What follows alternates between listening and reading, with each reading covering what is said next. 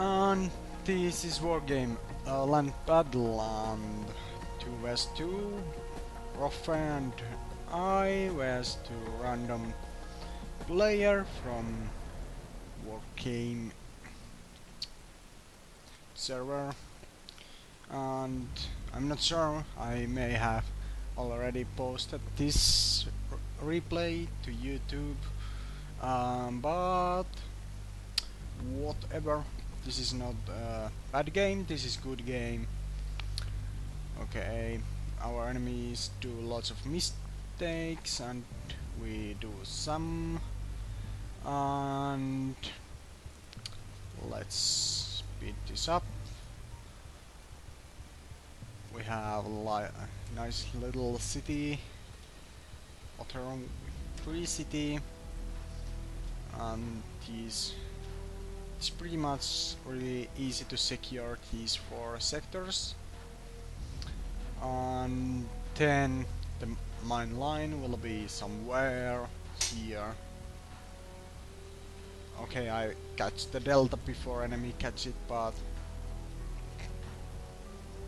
oh, it could help if I put it running.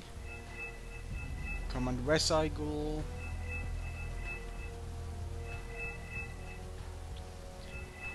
Something.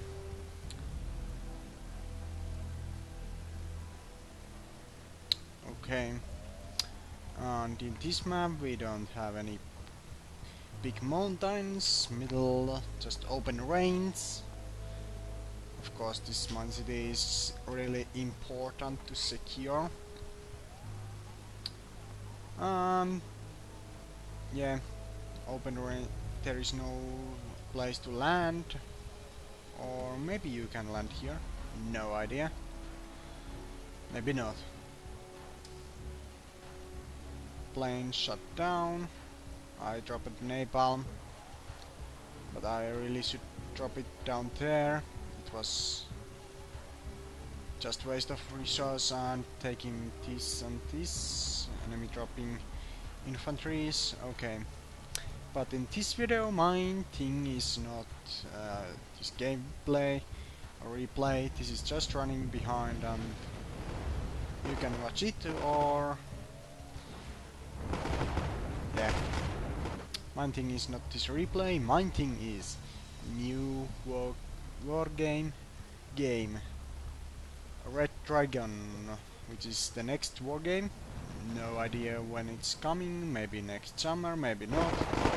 So, no idea, but I know some fact about that game.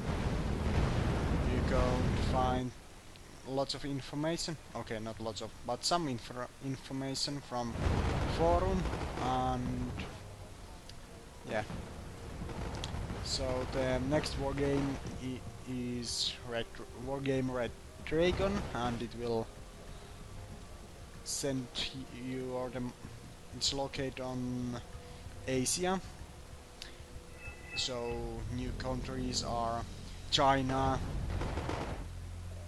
Japan, North, South Korea, maybe other countries too, but those 4 I think we can be quite sure that they are in wargame Red Dragon. And no, and of course we will have planes in that game, and pretty much all nations that now are in wargame airland battle, if I have understand right. And we of course have some new nations which I mentioned already. Then we will have units which can go amphibious units which can go over water, over rivers, and I think they are APCs, or maybe infantries can swim across. Maybe not, maybe it's just amphibious units. we'll have that kind of stuff. Of course, hopefully new kind of maps. Of course, there is lots of not a jungle and that kind of forest in Asia, so hopefully we will have something really different than in Wargame European Escalation or Wargame Airland Battle, where we have these giant open fields. Oh, sneakers. And the campaign will be something like war between Soviet Union and China. I think I'm quite sure that I read something about like that, but can't be sure. And campaign is something like Korea War in 19th century, and the timeline is from 1975 to 1991, if I remember right. So we will have some new units which are not now in Wargame Airland Battle, because they do not be, because any nation didn't use them in. Yeah, you can't use units with in 1980s if it's not discovered or made. If it's not there, you can put it in the game. Or of course you can, but in so we might see something newer armor and military systems, air systems on planes, something different. And sneaky, and it's pretty much all information we have about Wargame Red Dragon.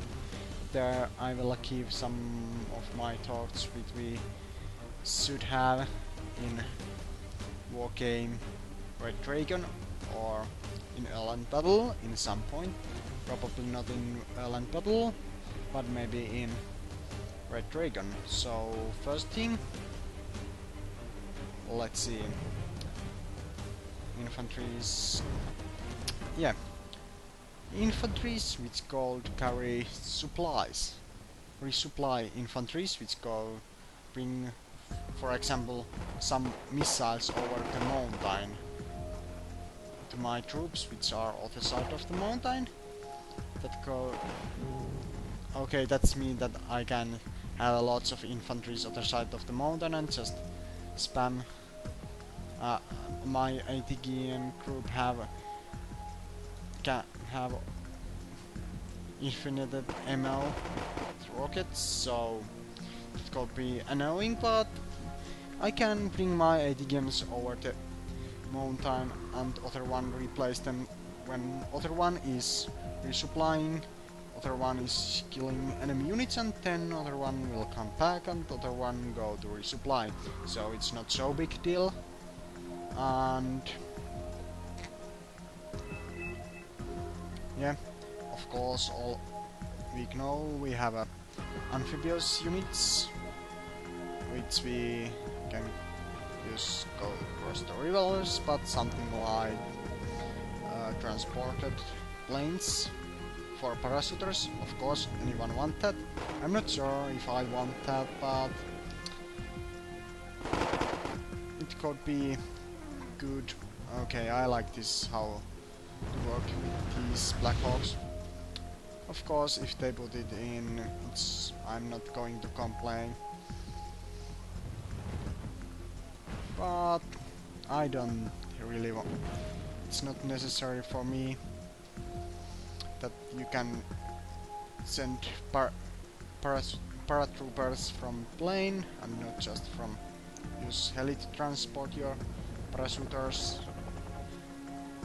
Okay, it's much realistic than parachuter infantry jump from plane, but whatever. Then maybe something like command infantries, command.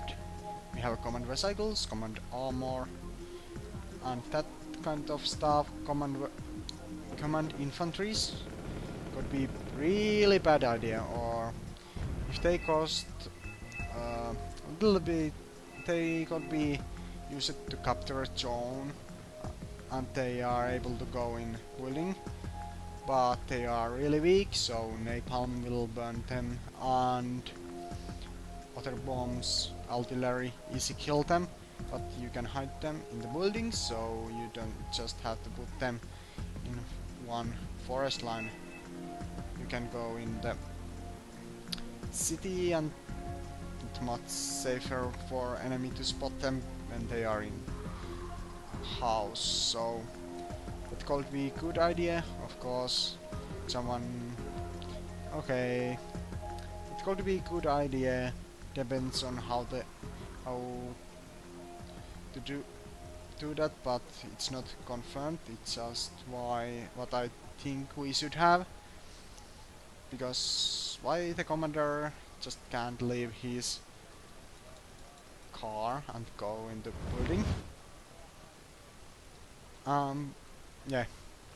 And then one thing, we have helicopters like Chinooks, which can transport lots of ammunition, fuel, and spare parts, but I want to be able to move stuff from supply helicopter to supply truck, so I can, for example, fly this to there and then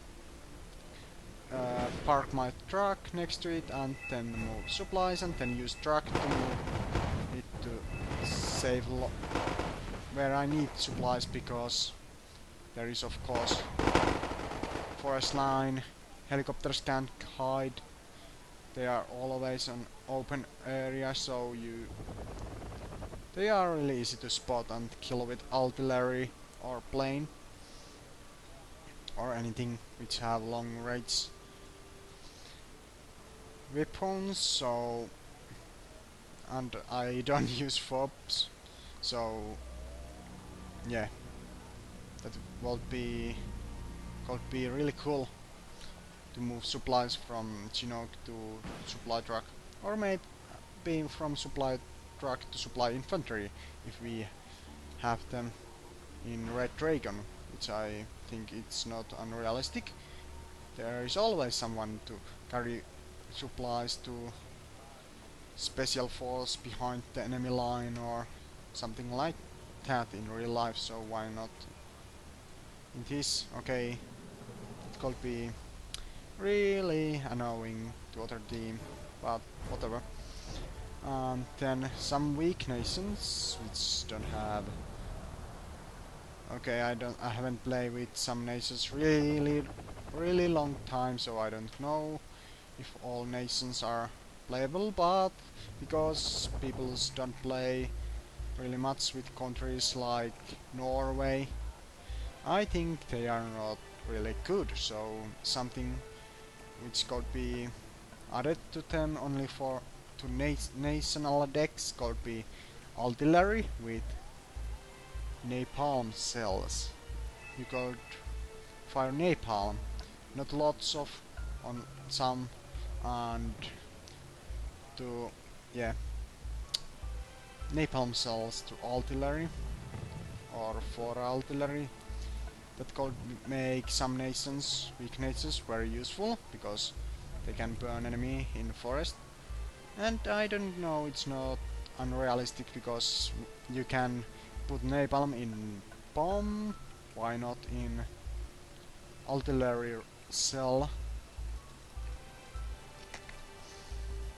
And whatever I was thinking.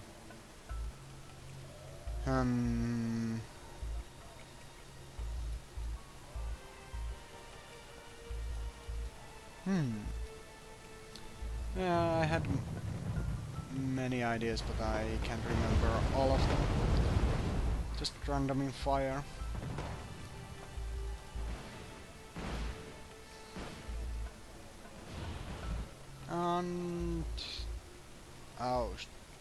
let's speed this up, or this will take forever. We have advanced because we have a Juliet Delta. We have one more sector under our control, or do we? No, we did. Yes, we have one more. So 4 points more than our enemies, and they have to move their TV. So 4 extra points for us, or oh no, you don't get any points from this sector. So I don't know the newest game mode. Is it a conquest or something like that, which give you points by you? For example, in this situation, we have these sectors. We have more points than our enemy. Okay, now we have 8. So we have gets 8 more points to victory. And that is the way the new conquest. I don't know, I haven't checked it after newest patch, which changed some stuff in it, but I don't know. I think they haven't changed it so much, but you get more point. If you have team which have more gets more common points, gets the difference between your team team which have more zones and team minus team which have less zones points, and the which have more points gets them to their victory, like here. And there is some points which you have to achieve to win, or time limit. Of course, you can still kill all enemy command vehicles, but usually it's not possible.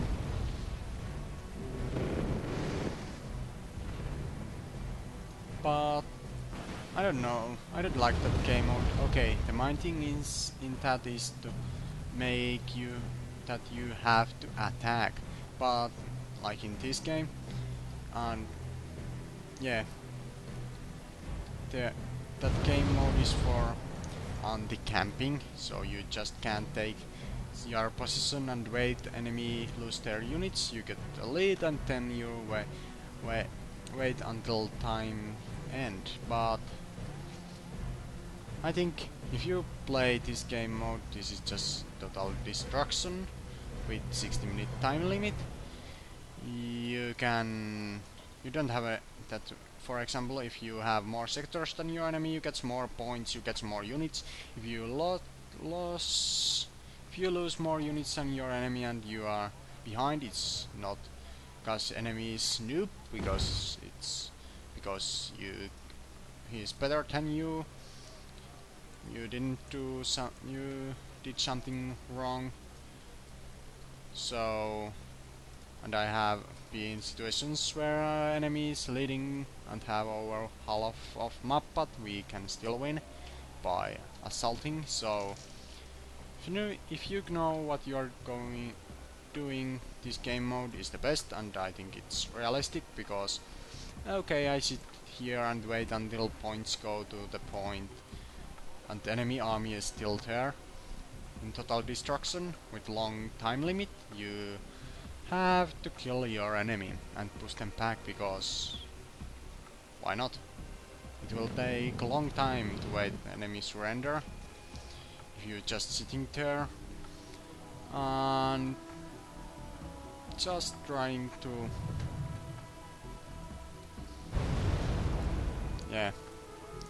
usually this total destruction game mode end when other team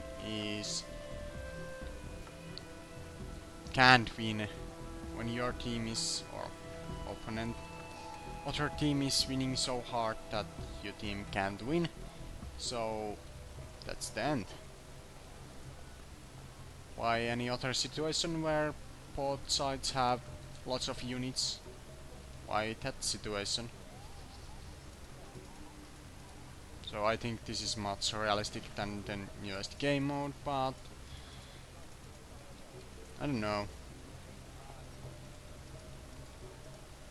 because in real war you can't always assault, you have to know what you do, and you usually have time to wait until enemy do some stupid move.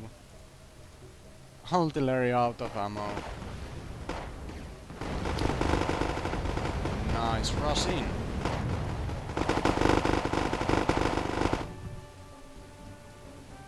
And we are slowly taking this map one by forest and town by one by one.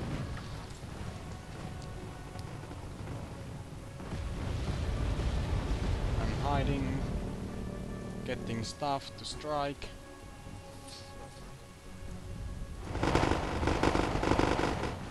And enemy can't do nothing because we have more sectors, more points, and then we have more units, and that's why you should always capture more sectors. So why to put need any other thing for why to attack than just get more points than your enemy? It's always much easier to win if you have lots of points. And Thunderbolts can do whatever they want. There is no enemy spotted though, so it's so useful. I'm going up. Unload! Stupid! Wasn't my best move. 2 Abrams down. But enemy is down. We lost some tanks up here too, but enemy is down and we are winning.